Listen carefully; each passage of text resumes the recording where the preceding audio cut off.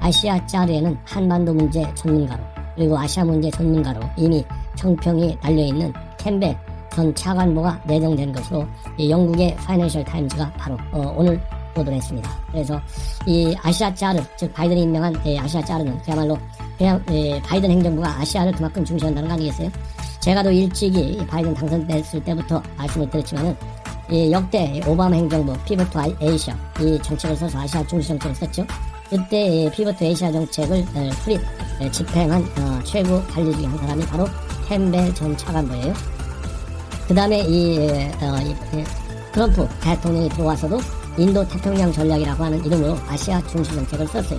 그래서 이 공화당 정부든 오바마 정부든 간에 이 민주당 정부든 간에 현재 21세기 신냉전 체제가 과거에 20세기 미국과 러시아, 소련 간의 경쟁이었다면 이제 미국과 중국과의 경쟁으로 판 자체가 바뀌고 있어요. 그러다 보니까 아시아 중시 정책은 공화당 민주당 정부를 막론하고 미국으로서는 그야말로 미국이 세계 단극 국가로 계속 남으려고 하는 이상, 그런 정책을 추진하는 이상 이 아시아 중시 정책을 쓰지 않을 수가 없습니다. 그래서 이번에 이 내정된 캠벨 전 차관보는 오바마 때 2009년에서 13년까지 국무부에서 동아태 차관보를 지냈던 아시아 문제 전문가이고요. 아까 말씀드린 대로 아시아 중시 정책 오바마의 피벗 투 에이시아라는 정책에도 깊이 관여했고 또 빌 클린턴 행정부에서는 국방부 아태 담당 부차관보를 역임한 바 있습니다. 그래서 이 한반도 문제는 물론이고 북한의 핵 문제, 남북 관계, 한일 관계 이 전반적인 문제에 관해서 굉장히 잘 아는 전문가이기 때문에 어설프게 문재인 정권의 아마추어적 고위 관리들 어설프게 하라고 하면 그땐 말로 본전도 못 건질 가능성이 상당히 크다. 그리고 중국 문제와 관련해서는 상당히 대중 강경파로 알려지고 있습니다. 우리 시청자 여러분들께서는 바이든이 마치 중국과 타협하는 유화론자로 알려져 있지만은 그렇지 않다. 트럼프 못지않게 강경론자다 이렇게 이해하시면 되겠고요. 이 파이낸셜 타임즈도 이 소식통을 이용해서 베테랑 아시아 전문가가 키를 쥐고 미국 내 여러 정부 기관의 대중 정책을 효율적으로 통합할 필요가 있기 때문에 캠벨을 임명했을 것이다. 이렇게 평가를 하고 있고 민주당 인사 중에서도 캠벨 전 차관보는 그야말로 중국과 관련해서는 매파로 분류되는 것이다. 그리고 지난 10일날 포린 어페어스, 이 포린 어페어스라고 하는 이 외교 전문지가 있습니다. 굉장히 유력한 전문 잡지예요. 이 포린 어페어스 기후 부문에서 인도 태평양 전략은 과거 유럽의 역사에서 교훈을 얻을 수 있다.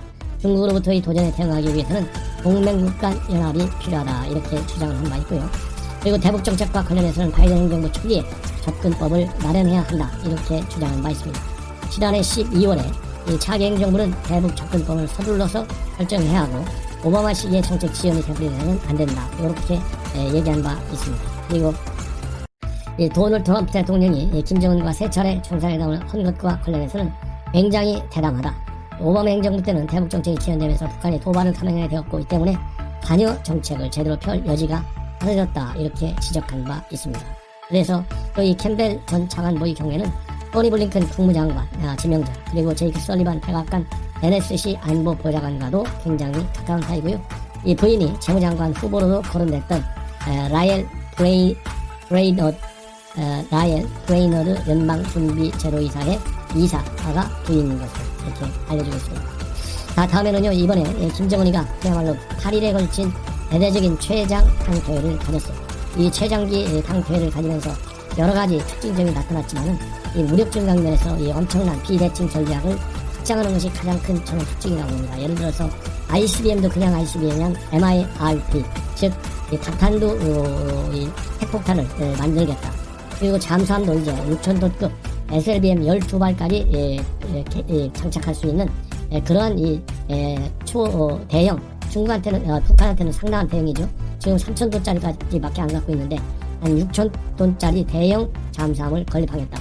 설계까지 지금 맞추고 있다. 이렇게 발표를 했어요. 이런 거를 보면 대대적인 이제 비대칭 전력, 그야말로 무인 정찰기까지 그리고 정찰 위성까지 띄우겠다는 거 아니겠습니까? 이 정도로 대대적인 군사력 확충 작업에 나섰고 그리고 비핵화에 대해서는 단 한마디도 말을 안 하는 걸로 봐서는 그야말로 이제 핵 국가로서의 면모를 확실하게 지켜나가겠다. 그래서 핵은 절대 포기하지 않겠다는 입장을 분명히 밝힌 점에서도 굉장히 특징이 있는데 이것은 이제 군사력 증강 측면에서 즉 핵과 미사일이라고 하는 그런 측면에서의 전력 증강, 국방력 강화 이것은 이제 헌법에까지 다 명시했지 않습니까? 그런데 이 인적 변화와 관련해서는 단연 조용원의 등장이다. 그래서 조용원은 그동안에 부부장으로만 알려져 있었고요. 김정은이를 그동안 가장 많이 수행한 인물로 알려졌습니다. 최근 4년간. 그래서 2017년도에 34, 2018년도에는 51회, 2019년도에는 34회, 2020년도에는 12회 등 131회 최고 많이 수행한 인물이 조용원이에요. 그래서 이 권력은 거리에 비례한다고 하잖아요. 그러다 보니까 이제 지난 4년 동안 신뢰를 상당히 확보했다. 그래서 불과 이틀 만에 8일날 이제 그러니까 지난 11일날 지도부 선거 결과를 발표할 때만 해도 5번째는 호명이 됐어요. 김정은이, 최용해, 3등이 리병철, 4등이 내각총리 김덕근, 5등이 조용원 했는데 바로 오늘 노동신문에서는 서열 3번째로 호명이 됐습니다. 그래서 1등이 김정은, 2등이 최용해, 3등이 조용원으로 딱 밝혀졌어요. 그래서 불과 2, 3일 만에 또 권력서열 2등 우위로까지 올라왔어요. 그래서 이 정치국 후보위원회에서 의원을 건너뛰고 바로 상무위원으로 진입했고요. 그 다음에 당 중앙위 제1부부장에서 부장을 건너뛰고 바로 비서로 직행했습니다. 그래서 이번에 최대 이변 스타가 바로 조용원이에요.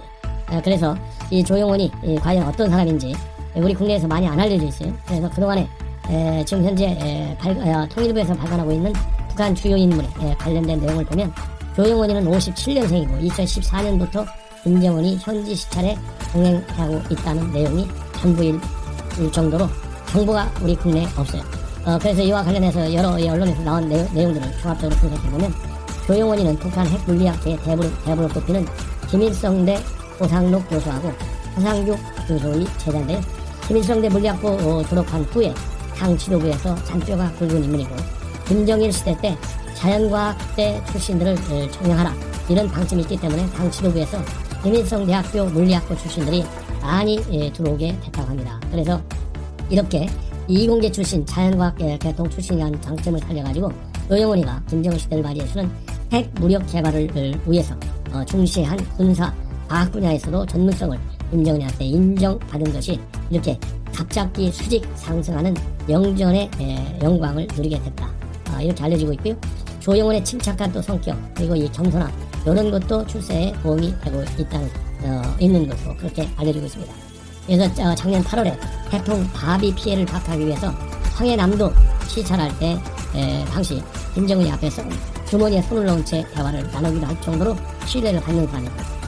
2018년 9월 평양 정상회담, 또 싱가포르 미국 정상회담, 그리고 2019년도에 하노이 정상회담 때도 김정은이를 가장 가까이에서 챙긴 사람으로 되어 있고요. 2016년도 7차 당대회, 이번 8차 당대회 기간에는 김정은 곁에서 무릎을 굽힌 자세로 보고하는 모습까지 포착될 정도로 충성심을 인정받은 사람이다. 그래서 지금 과거에 지금 김정일 시대 때는 허담 최고의 충신으로 꼽혔는데 김정은 시대 때의 허담은 바로 조용원이다 라고 할 정도로 상당한 신임을 받는 사실상의 제2인자라고 여러분들께서 이해하시면 된다. 이렇게 정리를 해드리겠습니다. 자, 그 다음에는요, 이제 뭘 말씀드리고 싶냐면, 지금 이제 월성 원전 수사 이제 계속 속도를 내고 있어요. 대전지검에서. 그런데 지금 문제는 아직도 산자부 장관, 그 다음에 최이봉, 그 다음에 한수원 사장, 이런 사람들의 소환이 자꾸 늦어지고 있습니다. 그만큼 외압이 세다는 얘기가 아니겠습니까? 그래서 윤석열 총장이 혼자서 이거 견디기가 굉장히 어렵다. 이런 저는 판단이 들어요. 그러다 보니까 지금 현재 여당에서는 공수처를 통해서 월성 원전 사건을 뺏어오려고 노력하겠죠. 그러나 공수처장 그동안에 언론과 얘기한 걸 보면 검찰에서 제대로 하고 수사하고 있는 살아있는 권력에 대한 수사, 정의 차원에서 바라보겠다. 그래서 그렇게 쉽게 원전 사건